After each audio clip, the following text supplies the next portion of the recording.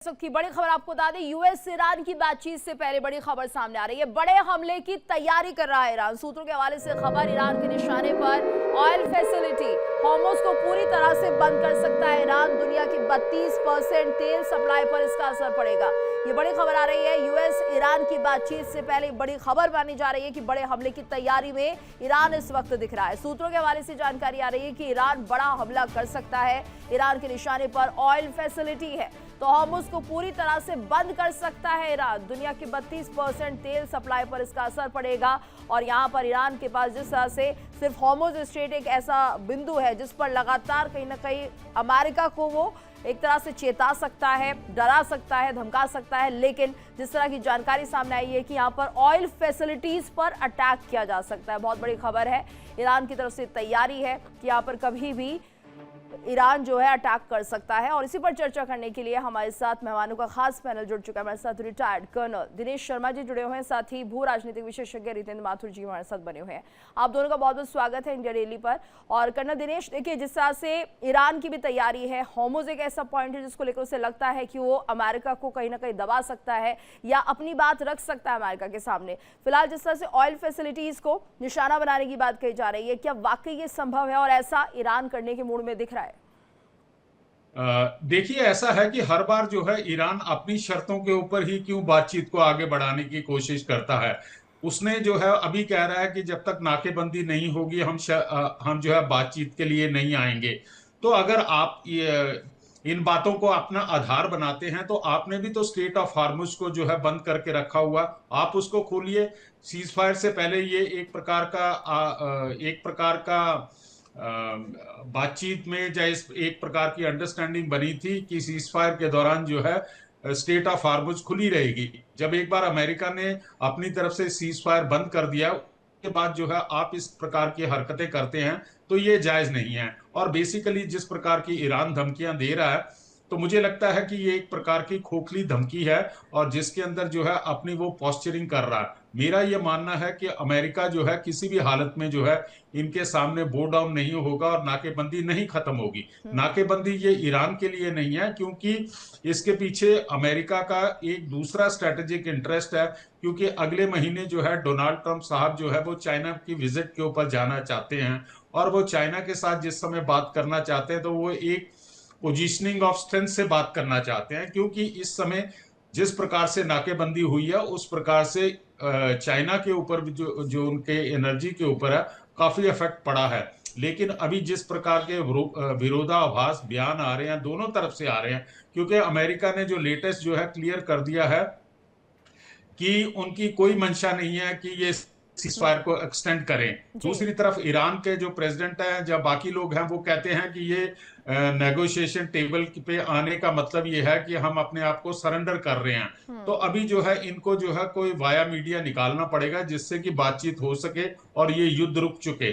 वो समझते हैं ईरान की जिस प्रकार की स्टेटमेंट आ रही है, जब ईरान कहता है कि अमेरिका को नेगोशिएशन की इस समय जरूरत है, तो बेसिकली जो अपनी वो हताशा को छुपाने के लिए इस प्रकार के जो है हार्श स्टेटमेंट दे रहे हैं।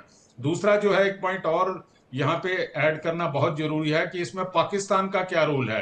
क्या पाकिस्तान इस बातचीत को आगे बढ़ाने में एक सहायक की भूमिका निभा रहा है जब वो अपने इंटरेस्ट को पूरा करने के लिए कोई ऐसी हरकत कर रहा है? क्योंकि पाकिस्तान की जो इतिहास है वो दगा देने का इतिहास है। चाहे आप अफगानिस्तान में देख लीजिए, जिस समय वो अमेरिका के बिहाफ के ऊपर इनका एक chief of the army staff शायद जनरल कमर वाजवा था, वो गया था और वहां जाकर जैसा कि खबरों में आया था, जिसका मैं सत्यापन तो नहीं कर सकता हूं, कि सीआईए ने भी एक रिपोर्ट निकाली थी कि वहां जाकर इन्होंने तालिबान को मोटिवेट किया था कि आप इस्लाम के नाम के ऊपर झुकना मत और आप लड़ते रहना।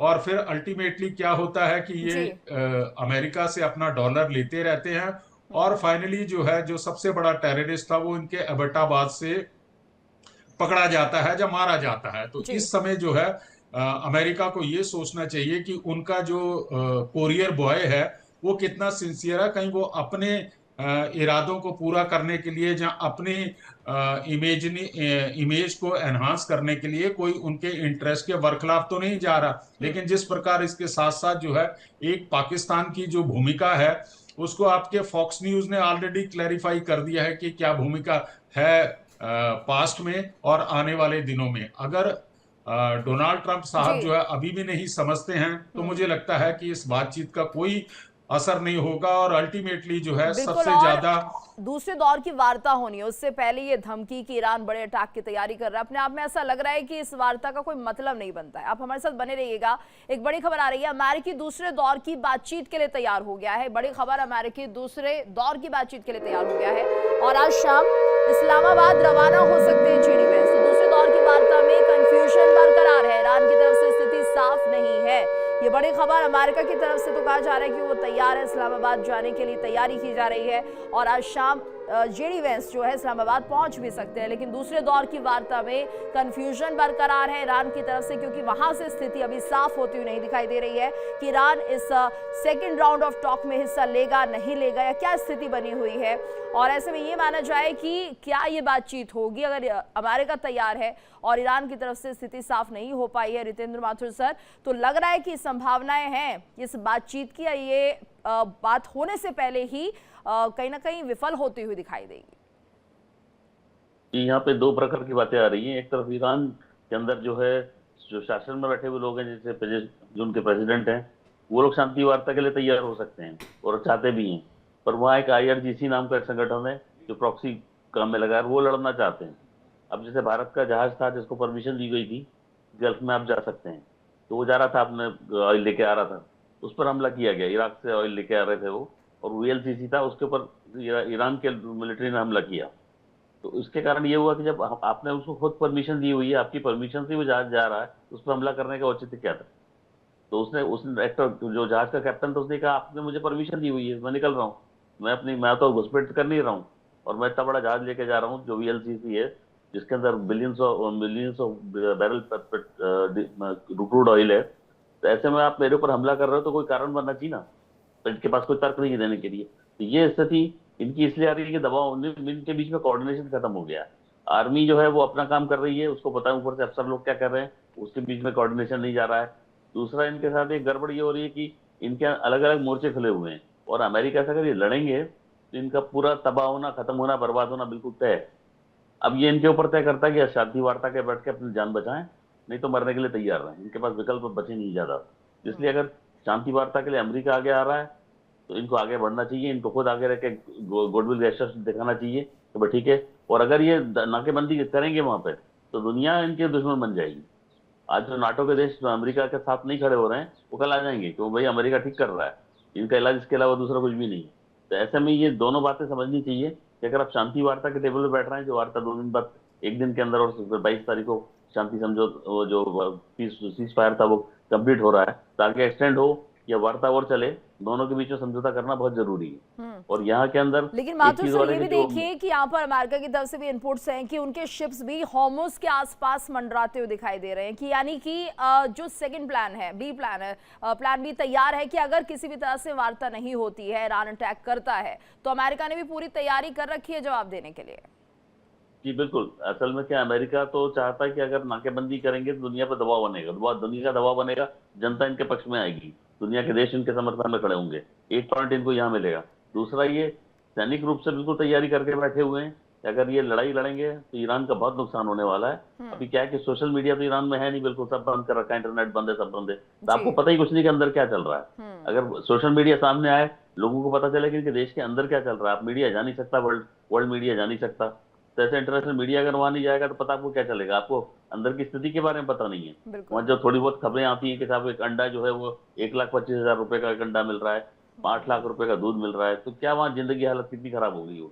तो ऐसे में भारत के सामने सब बंद है कि भारत भी इसमें हस्तक्षेप कर सकता है, क्योंकि खाद्यान्न की सप्लाई भारत से ही हो रही है। और भारत हमेशा अपना गुडविल जेस्चर शो करता है कि हम, जैसे तुर्की को हम लोगों ने सामान दिया, तो तुर्की को बुरे समय में पूरी मदद की, पर क्या हुआ, जब ऑपरेशन सिंदूर हुआ तो तुर्की जो है सेना के साथ ड्रोन लेकर सेना के साथ पाकिस्तान की तरफ से भारत को हमला करने और आया। यहाँ पर भी यही देखने तो को ऐसे मिला में सर कि यहाँ देखिए पे भी किस तरह से भारत ने मदद दी। एक तरह से यहाँ से बहुत से ऐसे लोग थे जिन्होंने बहुत कंट्रीब्यूट किया है किसी भी तरह से ईरान को खाने की सप्लाई में कोई कमी ना होने पाए, और भारत लगातार मदद भी कर रहा था। लेकिन होर्मुज में भारत के शिप्स को भी रोका गया, और चाहे वो कंफ्यूजन में हो चाहे कैसे हो, लेकिन यहाँ पर ईरान की तरफ से कार्रवाई की गई भारत के खिलाफ। चलिए आगे बढ़ते, एक बड़ी खबर, अमेरिकी राष्ट्रपति ट्रंप की ईरान को चेतावनी। अमेरिकी राष्ट्रपति ट्रंप ने ईरान को चेतावनी दी है, समझौते के बाद समुद्री घेराबंदी हटाएंगे। ट्रंप कह रहे हैं कि पहले समझौता हो जाए, उसके बाद समुद्री घेराबंदी हटेगी। होर्मुज में घेराबंदी से ईरान को नुकसान है, ईरान को रोज 4,600 करोड़ रुपए का नुकसान हो रहा है, ट्रंप कह रहे हैं। होर्मुज में घेराबंदी से ईरान को बड़ा नुकसान है, तो ट्रंप की तरफ से बात कही जा रही है, यानी वो तैयार है नाकेबंदी हटाने के लिए।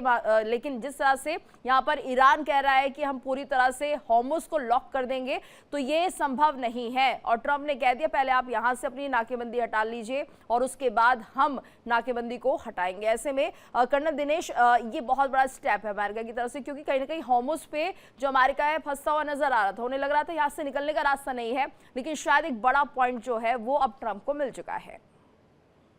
बिल्कुल आप ठीक कह रहे हैं, बिकॉज जैसा कि मैंने कल भी आपके साथ डिस्कशन में बताया था कि ये 28 फरवरी के बाद जो सबसे अफेक्टिव स्ट्रेटेजी अमेरिका ने अपनाई है नाकेबंदी करके, ये इससे जो है ईरान को बहुत बड़ी चोट लगी है।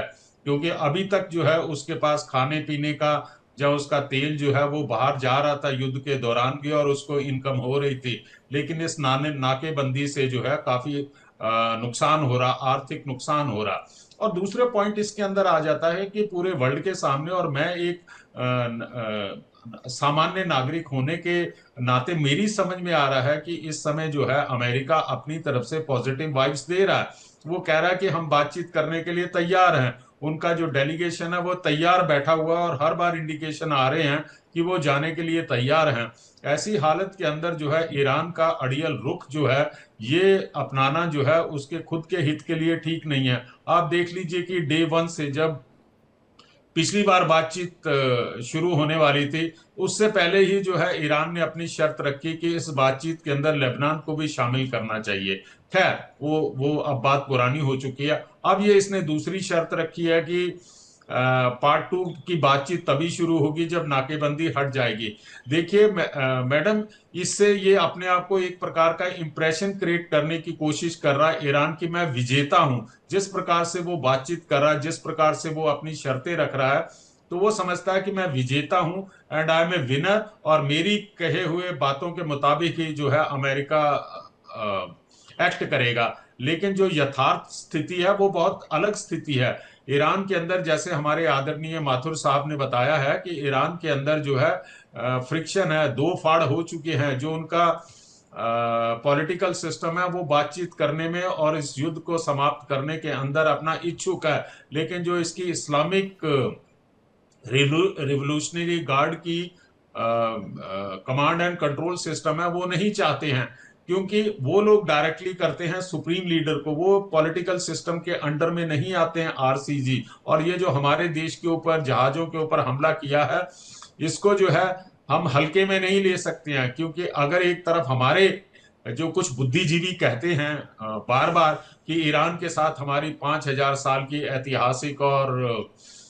सांस्कृतिक मेल मिलाप है, अरे भाई किस हाल मतलब आप किस नजरिए से कह रहे हैं कि ये ईरान आपका मित्र है। मैं मानता हूं कि हमारे जो है ट्रांजैक्शनल जो है वो रिलेशनशिप है, लेन देन के हमारे रिलेशनशिप है। एक बात मैं याद दिलाना चाहता हूं, शायद डेट मैं भूल रहा हूँ, 5 फरवरी 2024 को पाकिस्तान के रावलाकोट के अंदर उन्होंने कश्मीर सॉलिडेरिटी डे मनाया था, जिसके अंदर हमास की लीडरशिप वहां पर पहुंची हुई थी।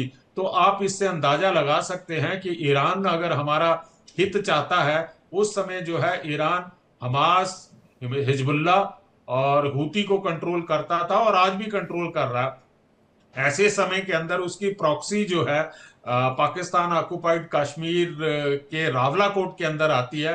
तो आप इससे अंदाजा लगा सकते हैं कि वो हमारा कितना हितैषी है। हमारा जो मेरा ये मानना है कि हमारे ट्रांजैक्शनल रिलेशनशिप है, हम उनसे तेल लेते हैं, तो हमें फ्री में तेल नहीं मिलता है, हम उसको जो है उसको उसके बदले में जो है पेमेंट करते हैं जो हमारी तरफ से जो हित होते हैं। अभी आप ग्लेरिंग स्टेटमेंट जो है 3 दिन पहले की सुन लीजिए, 3 या 4 दिन पहले की, जो ईरान के सुप्रीम लीडर का जो रिप्रेजेंटेटिव कोई डॉक्टर मोहम्मद या क्या नाम है, वो इंडिया के अंदर है, जी। और उसकी स्टेटमेंट आई थी जब हमारे जहाजों के ऊपर हमला हुआ, तो वो कहता कि हमारे भारत के साथ जो है बड़े हिस्टोरिकल और कल्चरल जो है वो रिश्ते हैं, और भारत का ईरान के साथ संबंध होने से भारत को तेल मिल रहा है, भारत को तेल मिल रहा। आप देखिए, रीड बिटवीन द लाइंस, उस व्यक्ति ने किसी प्रकार का भी कोई क्रिटिसिज्म या कुछ बात नहीं की इंडियन शिप्स के ऊपर फायरिंग की। वो कहता मुझे इसका कोई ज्ञान नहीं है, मुझे इसका कोई ज्ञान नहीं है, मुझे कोई नॉलेज नहीं है। अरे तू सुप्रीम लीडर का स्पेशल रिप्रेजेंटेटिव है, खास आदमी है, तुझे क्या क्या IRCG वाले रिपोर्ट नहीं करते होंगे? तो इस प्रकार की जो है ना, हमें अपने विचार जो है क्लियर होने चाहिए। हमारे बुद्धिजीवी जो हैं विपक्ष के, वो पता नहीं क्या बातें कर रहे हैं कि हमें ईरान का साथ लेना चाहिए। अरे भाई, हमारी विदेश नीति को देखो, हमारी विदेश नीति कहते हैं कि हम विश्वास करते हैं बातचीत में, हम किसी भी प्रॉब्लम को जो है युद्ध के द्वारा सॉल्व नहीं करना चाहते हैं, हम बातचीत करना चाहते हैं। और ईरान, हमने किसका साथ दिया? हमारे संबंध ईरान से अच्छे हैं, इजराइल से अच्छे हैं, अमेरिका से अच्छे हैं, और हमारे साथ कमर्शियल रिलेशनशिप जो है चाइना के साथ भी नीति है, वो तो आज पूरा विश्व भी मान रहा है। सर हमारे साथ बने रहिएगा। एक बड़ी खबर, अमेरिकी धमकी पर ईरान का पलटवार। ये बड़ी खबर आ रही है, अमेरिकी धमकी पर ईरान ने पलटवार किया है। ईरानी संसद के स्पीकर गालिबाफ का बयान सामने आया है। धमकियों के साए में कोई बातचीत नहीं होगी। गालिबाफ ये कह रहे हैं कि धमकियों के साए में कोई बातचीत नहीं होगी, रणभूमि में नए पत्ते खोलने को तैयार। ये बड़ी खबर, ईरान का पलटवार है अमेरिका की धमकी पर कि अगर आपको बातचीत करनी है तो धमकियों के साए में ये संभव नहीं है, रणभूमि में नए पत्ते खोलने को तैयार है। तो ऐसे में क्या कुछ रणनीति इस वक्त ईरान बना रहा है, ये सोचने वाली बात है, और क्या इतनी तैयारी है ईरान के पास, ये भी देखना होगा। फिलहाल हमारे साथ जो मेहमान जुड़े थे, आप सभी का बहुत बहुत धन्यवाद सर।